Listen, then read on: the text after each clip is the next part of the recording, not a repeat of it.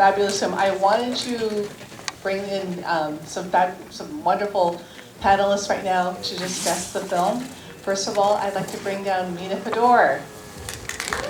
Mina is the executive director and founder of AAPI Youth Rising. She has spearheaded not only rallies of 100, but thousands of people to bring forward AAPI representation, voices, and standing up for what's right. She's also created quite a legacy with the Biden administration. She was noted as the uniter, and she was Times Magazine's Kid of the Year finalist. So Mina, thank you so much. We're gonna have you sit back. Thank you. I'd also like to bring up our filmmaker, Shim. Jean is an Emmy-awarding filmmaker. She has created her own production company, Shim Films, and she was responsible for relaunching like the Learning Channel, which worked with ABC, Disney, and a number of others. She has been the producer of a film recently done called Shaky Shivers with Kang Yang, and Starlight Inn, and many others. So welcome. Thank you so much for being here. Emerson, Benjamin, come on down. Emerson has been doing commercials since he was 4 years old. I think that was for Samsung. You might have seen him in Always Be My Baby. He was a younger Randall. He's been in That Girl. He's been so many films all along, and we are so delighted to have you here. And he flew up from LA at 7 o'clock this morning, so we are really thrilled to have him down here. Thank you. And Wes Mulholland, come on down. Yes. Wes, actually, he told me today that his great-grandmother was one of the first Japanese war brides in Alabama. His heritage is Japanese and Filipino, and he has written a number of pieces that were featured in LA and produced by the Edith Mears Festival. So congratulations and thank you so much. Take it away for the conversation. Thank you so much for that lovely introduction. Yeah, it was really nice to see the film. You guys all did such an amazing job at putting this together. Yeah, I said to you earlier, but this is a lot of very relatable elements that were in that film. But yeah, it's great to have you guys here.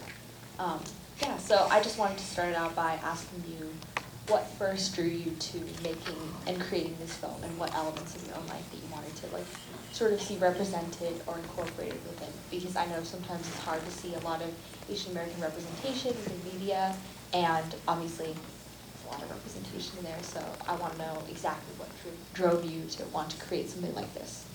Sure, I live part-time in Wyoming, and when Asian hate and everything was on the rise, I mean, not just on the rise, it was rampant, I was flabbergasted, and I was looking out at the land, and I just couldn't believe this was happening. I really couldn't believe it. And so I think before, like most Asians, we just kind of stick our head down and we just say, oh, it's dumb, it'll pass, and just work hard. And I said, no, this time I have to do something. I don't know what that was going to be, but I have to do something. I can't just think this is going to pass by. So there's many different options of getting involved, and the one way I said, but my best way is by sharing a story, because I always felt like through narrative we could reach people's hearts.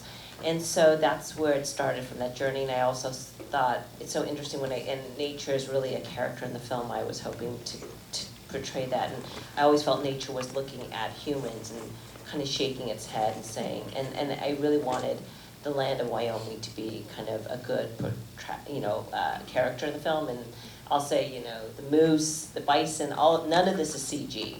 Everything's in camera, so you can imagine the miracles that we had. And I always felt, I looked at my DP, Ray, who was amazing. I said, listen, nature's on our side. It will come through for us. And it came through. I mean, even little things like the West scene and them two together in the kitchen. And the wind just started going up, and they were gonna. I said, don't cut. It was like nature gave the subtext of that scene, and that just happened all in camera. You could not have predicted that. So I think also representation. Doing a film like this, we don't have distribution, and even though I have amazing actors and And the subject matter still isn't a place where I think people are gonna come out and wanna watch a film like this. It's tough to do an indie film, but I felt, rather than just worried about, is this gonna sell, I said, I have to do it for my community, for me and for my community. And I also felt not only in front of the camera, but I felt behind the camera. So every single department head is Asian, every investor is Asian.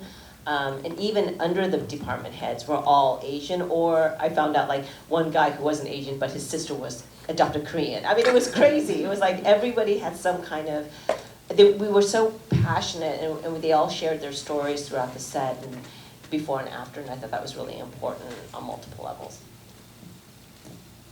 Very good response. Yeah, that's really, the nature part really had a really beautiful impact. Yeah, that's really lucky to get all those animals. And a similar question for both of you guys. What specifically drew you to this role in the film, and like which aspects do you find most, I don't know, sort of like your own or not like your own? Yeah. I can go. Okay, so when I first got this self-tape, I was absolutely blown away by sort of like the pitch. I remember I was sent the audition sides, but then also like this sort of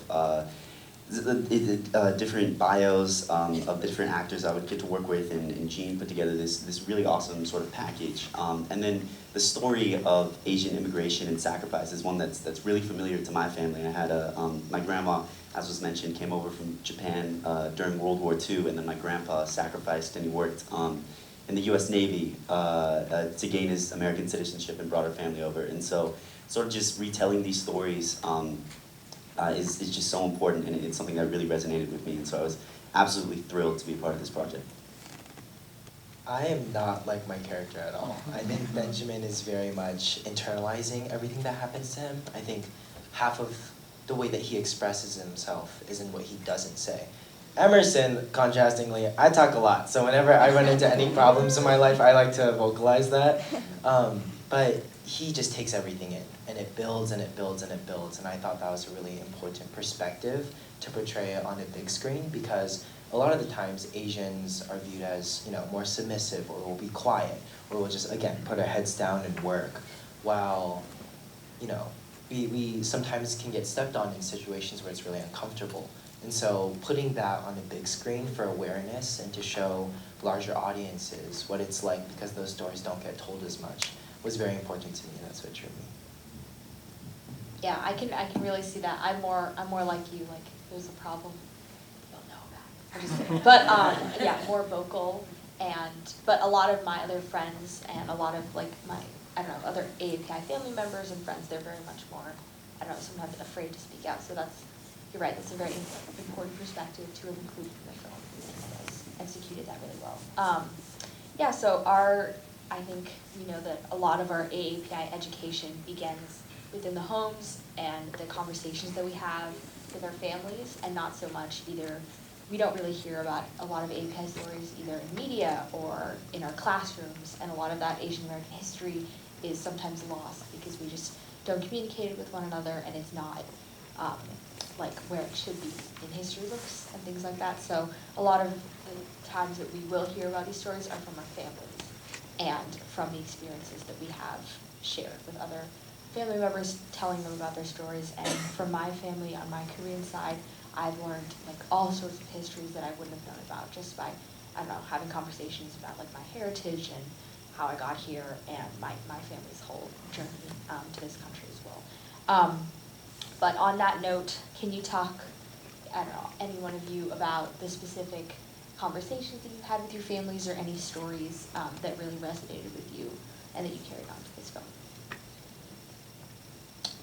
So my grandpa Tino, who came over from the Philippines, I remember every time he would sort of, he's a jokester, 100%. He loves cracking jokes and telling really long stories. And so he would always sort of tell stories of like the worst jobs he would have on these ships, like cleaning toilets and all this stuff. But whenever he told these stories, he told them with a smile, because he was just so grateful that, you know, he was hopefully building himself and all of his sort of descendants and our family like a new future that's always what he had in his mind, and so he was happy to do these horrible jobs just because he knew that it would hopefully give our family lots of opportunity. And so every opportunity that I get going forward, I always love to think about my family's history and how much what they've done for me, and sort of taking advantage of every single opportunity, because that's what they paved the way for. Yeah, I think, every story that the grandmother shared is a true story in my family. My grandmother was 90 years old and my sister was great. She compiled all these stories together and they put this little book together. And one day I said, wow, and I was reading through some of it. And I was just blown away thinking, why do I not know all these stories? And so those stories of everything that she was sharing was really, and it was important to show that generation, because that generation is really came and made that sacrifice to come to America for that. Hopefully, we were a third world country back then in Korea. So it was really important for me to share that generation and what it was for them to pave the way for, for my parents and then for my generation. I mean, for me, I live in Pasadena, Los Angeles, so it's very much progressive. Like, we don't really, there's affinities, there's a lot of places to like share experiences, and it's very safe. I consider my community very safe. So a lot of those conversations haven't sparked up. After the pandemic, a little bit, a lot of stuff was happening, but I mean, I recently went to Wyoming with my friends on a ski trip in the same town that we shot this film, I think only 2 months after, and a very similar experience happened to me. And so, I mean, I think that's the importance of telling some of these stories and sharing that, because even though, you live in a sheltered, safe community, it happens. And it was difficult for me to imagine that. When I was like filming, I tried to, draw from my own vessel and try to experience that, but it's something completely different when it actually happens, so. Yeah, it's definitely important to have our histories out there. Interesting stories you guys had. And then some other questions on the actors over here.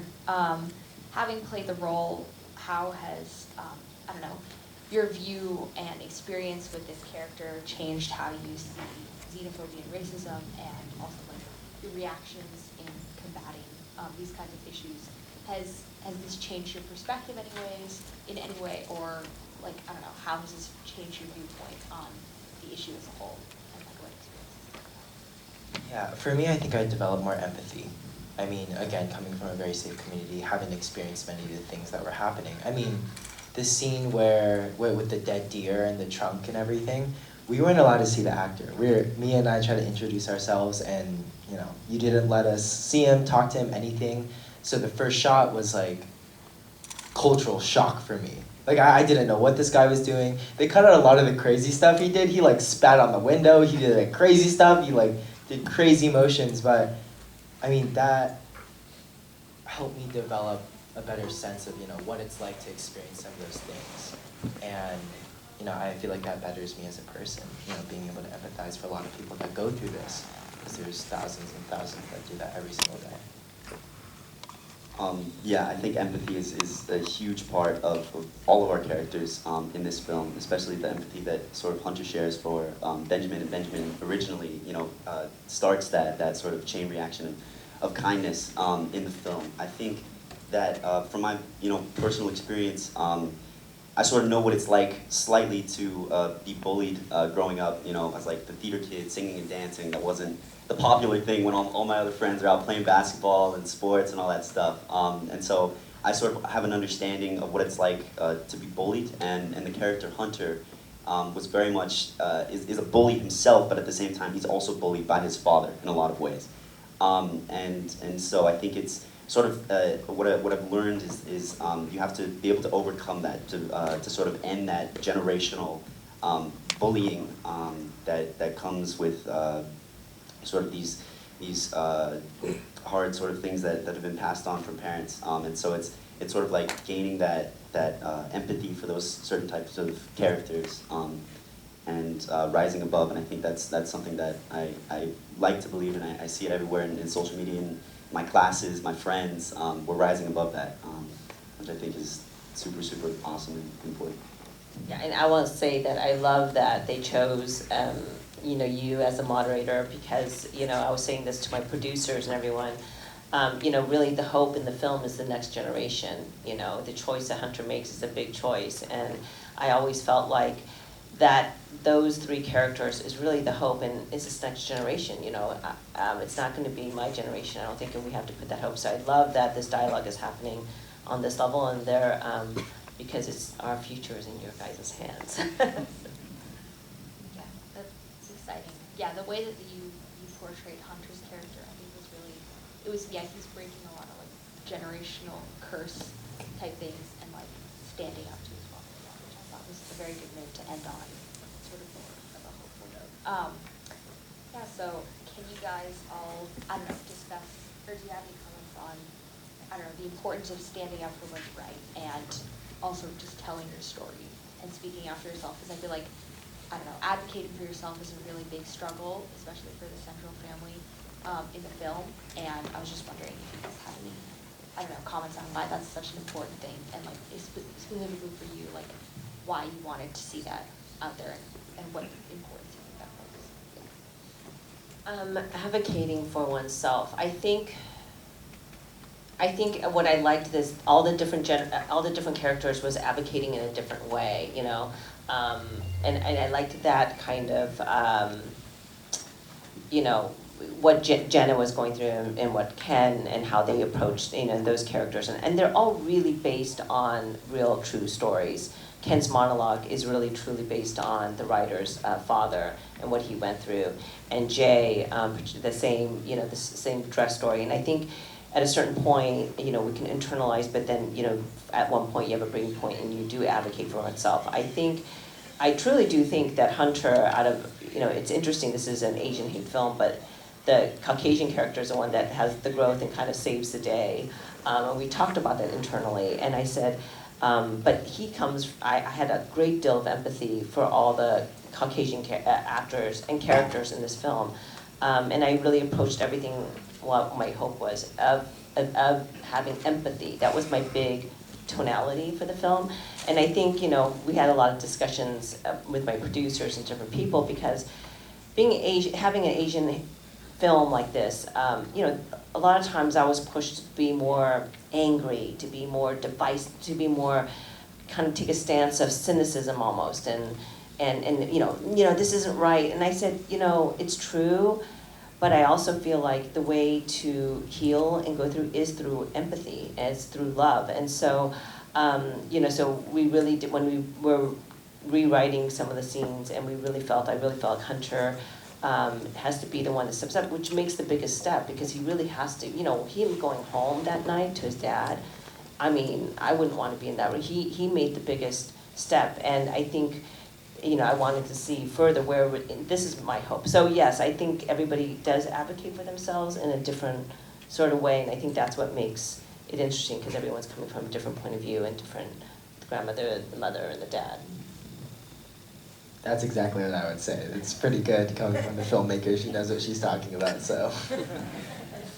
Yeah, absolutely. I think the theme of courage and bravery is something that's so important and prevalent throughout this film. Each character has their moment where they can stand up. You see Ken's character is obviously standing up and went through all that sacrifice with his work, and that, like he says in the monologue, it wasn't being scared, it was bravery. He has that beautiful moment, and I think that's something that goes for all the characters, but it's also to notice that, with that bravery and that courage does come a sacrifice. Hunter's character, or my character, Hunter, is unfortunately has to now go back and face his father and face the town that he grew up in, and has potentially just made an enemy with the most powerful man in town. And so even though he was able to stand up and rise up, and that took a lot of courage, there are consequences that follow with that. So it's still being able to make the right decision even in the face of sort of all of these consequences. And we've got one more question before wrapping up to Q&A. So for you, what do you think, or what can we do to help with the future of this very important film? Oh, I love that question, because that's very practical. It's true. This is going to be a project, Ken Jeong loves, everybody that's in it is fully 100% supportive and wants to really get it out there, not only theatrically, but also obviously will be in streaming. We don't have distribution, and it's a tough, independent films are tough. And then subject matter, this is even more tough, and obviously, even though Asian films have done well, a subject matter like this, they think, are we, is there really dollars and cents behind it? Are people really gonna wanna watch it? And so, I knew it was gonna be grassroots, and I know the Asian community. I mean, when we show up, we show up. I mean, we can, and it's proven, I know that we have this kind of, we just have this conviction, and we show up for each other. And so my hope is, even following us on Instagram, or even any organizations that want to support, and then it shows the people who make these decisions to get into an AMC or streaming that, oh yeah, there's gonna be eyeballs that are gonna come. It's worth the marketing dollars to go behind this project. And Ken and everybody else is excited, but until we get somebody that does it. So for everybody here, even little things of following, supporting, in any organization says, listen, we want to support you in some way, that's big, because then it shows the support of our community to people who can make that decision of getting us distribution. So that would be really helpful. Yeah, AAPI is Rising, my organization, is very happy to support. Yay! Yeah. Oh, yay, that's huge. Huge. That's huge. And with that, I think we can open it up to any audience questions on this. All right, raise your hands. Any questions? Perfect.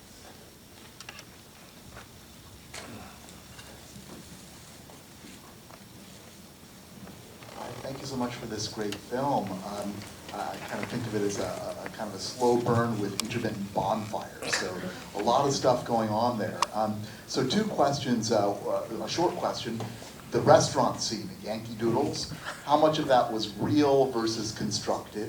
All right, that was one question. And I have the sense that a lot of these were kind of like pulled from real life stories that you've kind of altered or made your own.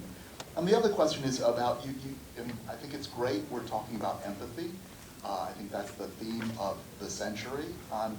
But I actually heard another director at another event a few years ago basically say, to advance, you just can't be angry. Just don't show your anger. Don't do anything. So I'm sure as a woman director, you faced a lot of situations which are racist or demeaning, devaluing, et cetera. And so, what kind of advice do you have about, and because I'm sure all the emotions come up. So how do you deal with that? And Emerson, you said that you tend to be very outspoken, and this is a challenge in an industry which may not reward that. Mina also said you're also very outspoken. I think I'm also very outspoken. So I'm just curious how other people approach those situations.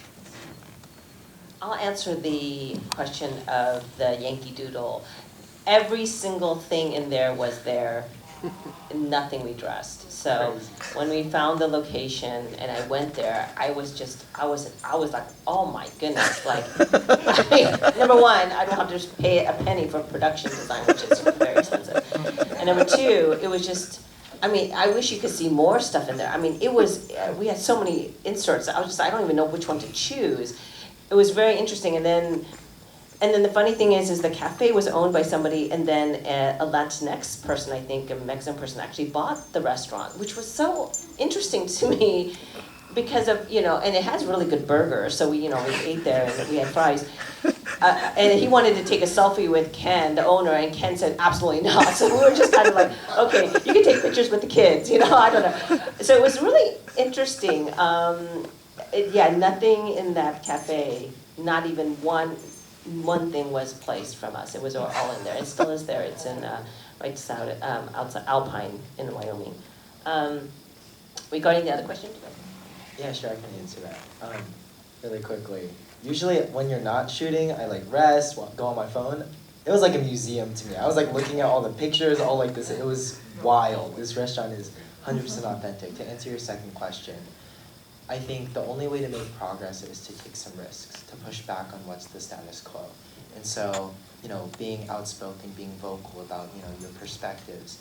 Some people are not going to receive it amazingly. Some people are going to be like, whoa, that's why it's the status quo. And so I think that, approaching it with a sense of empathy, with a sense of love, and trying to understand the other person and having them understand you is the best way that we can approach a lot of these issues that are prevalent, basically across the United States. So.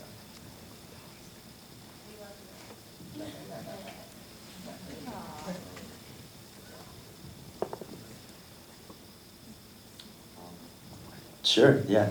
I think that, like Emerson said, it is risky, and risk is always a huge factor. And I think that but you still, you really have to just do what you believe is right, and what is really true to you. And I think that there always is going to be consequences with every single decision that you make.